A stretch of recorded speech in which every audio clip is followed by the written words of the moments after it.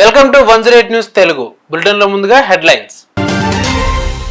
చేతి వరకు వచ్చిన బెయిల్ చేజారిపోయింది. అరవింద్ కేజ్రీవాల్కు హైకోర్టు షాక్.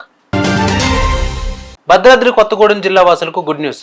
3,592 కోట్లతో అందుబాటులో కొత్త రైల్వే లైన్.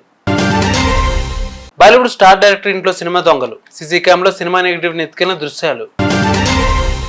నీట్ యూజీ 2024 పరీక్ష రద్దు. పేపర్ లీకేజీపై సుప్రీంకోర్టు విచారణ. టీ20 ప్రపంచ కప్లో చెలరేగుతున్న సూర్యకుమార్ యాదవ్.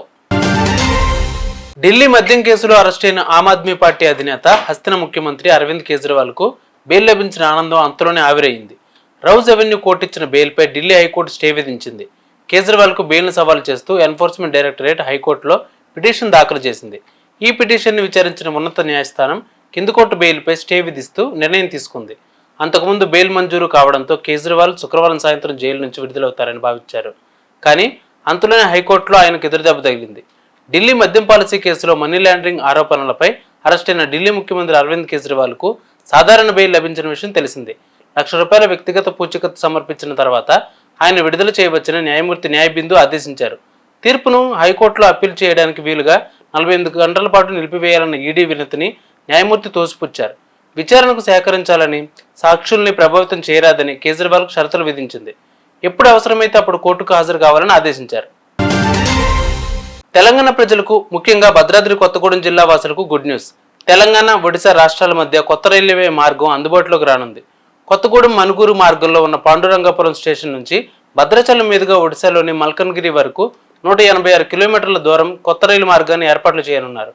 మావోయిస్టుల ప్రభావితం ప్రాంతాల్లో నిర్మిస్తున్న తొలి రైలు మార్గం ఇదే కావడం విశేషం. ఛత్తీస్గఢ్లోని సుక్మా, దంతెవాడ ప్రాంతాల మీదుగా ఈ రైల్వే లైన్ వెళ్లనుంది. ఈ రైల్వే లైన్ నిర్మాణం కోసం 3,592 కోట్ల ఖర్చు అవుతాయని అంచనా వేస్తున్నారు. కొత్త రైల్వే లైన్ అందుబాటులోకి వస్తే ప్రయాణికులకు ఉపయోగకరంగా ఉండడంతో పాటు వ్యవసాయం, విద్య, పర్యాటకం, హెల్త్ కేర్ రంగాలకు ఉపయుక్తంగా ఉంటుంది. తెలంగాణ, ఒడిశా రైల్వే లైన్ నిర్మాణానికి అటవీ పర్యావరణ శాఖల నుంచి రైల్వే శాఖ అనుమతులు తీసుకోవాల్సి ఉంటుంది. కొండలు, గుట్టలతో ఉన్న ఈ ప్రాంతం మీదుగా పటిష్టమైన రైల్వే లైన్ నిర్మాణం రైల్వే శాఖకు సవాలే అని చెప్పొచ్చు. అనుపమ్ ఖేర్ ప్రస్తుతం తెలుగు ప్రేక్షకులకు బాగా దగ్గరయ్యారు. కార్తికేయ 2, టైగర్ నాగేశ్వరరావు చిత్రాలతో ఆయన టాలీవుడ్ ఆడియన్స్ను ఆకట్టుకున్నారు. ఆయనకు ఇలా కొన్ని స్పెషల్ రోల్స్ ఇకపై తెలుగులో వచ్చేలా కనిపిస్తున్నాయి. అనుపమ్ ఖేర్ సోషల్ మీడియాలో షేర్ చేసే వీడియోలు, హిందుత్వం గురించి చెప్పే మాటలు, భక్తిభావాన్ని ప్రచారం చేసే వీడియోలతో అందరినీ మెప్పిస్తుంటారు. బాలీవుడ్ స్టార్ యాక్టర్ అనుపమ్ ఖేర్ ప్రస్తుతం నెట్టింట్లో వదిలిన వీడియో వైరల్ అవుతుంది.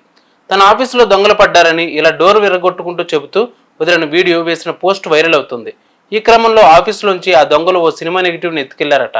ఇవన్నీ కూడా ఆఫీస్ బయట ఉన్న సీసీటీవీ కెమెరాలో రికార్డ్ అయిందట. ఈ విషయమైన పోలీసులకు ఫిర్యాదు చేస్తే స్పందించారు.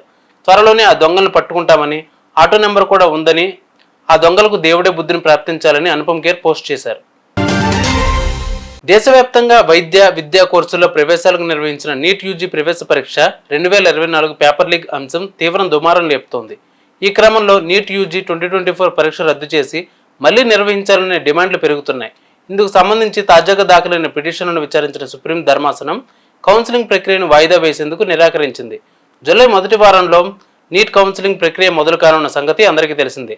నీట్ యూజీ 2024 పరీక్ష వ్యవహారంపై దర్యాప్తు జరిపించడంతో పాటు ఆ పరీక్ష రద్దు చేసి మళ్లీ నిర్వహించాలని కోరుతూ దాఖలైన కొత్త పిటిషన్లపై జస్టిస్ విక్రమ్నాథ్, జస్టిస్ ఏవిఎన్ భట్టీలతో కూడిన వెకేషన్ బెంచ్ విచారించింది. వీటిపై దాఖలైన పిటిషన్లను జూలై 8వ తేదీ నుంచి విచారించనుంది. జూలై మొదటి వారంలో మొదలు కానున్న నీట్ 2024 కౌన్సిలింగ్ను వాయిదా వేయాలని పిటిషన్ తరపున న్యాయవాది కోరారు. అందుకు నిరాకరించిన సుప్రీంకోర్టు తాజాగా దాఖలైన పిటిషన్లపై స్పందన తెలియజేయాలని ఎన్టీఏకు నోటీసులు జారీ చేసింది. వీటిని పెండింగ్ పిటిషన్లతో కలిపి జూలై 8వ తేదీన విచారిస్తామని స్పష్టం చేసింది. ప్రపంచ cup T20 number 1 batter Suryakumar Yadav అరుదైన ఘనత సాధించాడు. తాను ఎందుకు నెంబర్ 1 పొజిషన్లో ఉన్నానో తెలియజేసేలా సత్తా చాటాడు. టీ20 ప్రపంచ కప్ 2024లో భాగంగా గురువారం జరిగిన సూపర్ 8 మ్యాచ్లో హాఫ్ సెంచరీతో రాణించాడు. ఆఫ్ఘనిస్తాన్పై 28 బంతుల్లోనే 53 రన్స్ చేసి జట్టుకు భారీ స్కోరును అందించాడు. ఈ మ్యాచ్లో భారత్ 47 పరుగుల తేడాతో విజయం సాధించింది. అదిరే ప్రదర్శన చేసిన Suryakumar Yadav player of the match అవార్డును సొంతం చేసుకున్నాడు.